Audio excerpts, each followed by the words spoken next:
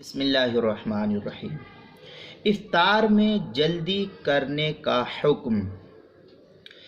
افطار کا وقت ہو جانے کے بعد افطار میں جلدی کرنا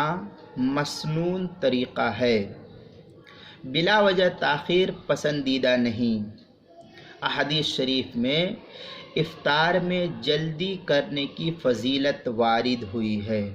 لہذا آج کل جو غیر مقلدین حضرات وقت ہوتا نہیں اور افطار میں جلدی کرتے ہیں، مقصود اور مراد یہ نہیں ہے، بلکہ جب وقت ہو جائے، اب وقت ہو جانے کے بعد پھر تاخیر، یہ غیر مسنون طریقہ ہے۔ جب تک وقت نہیں ہوتا ہے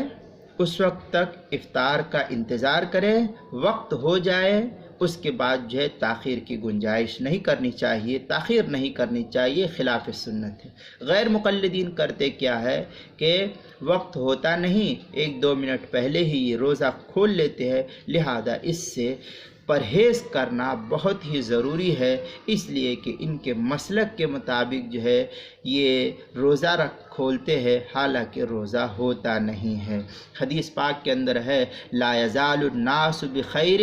ما اجل الفطر، یہ بخاری کی روایت ہے، پہلی جلد 263 صفحے پر، اور مسلم میں بھی یہ روایت ہے، پہلی جلد 351 صفحے پر، مشکات میں بھی روایت ہے، پہلی جلد 175 صفحے پر، اور ترمذی کے اندر ہے قال اللہ تعالی احب عبادی الی اعجلهم فطرا،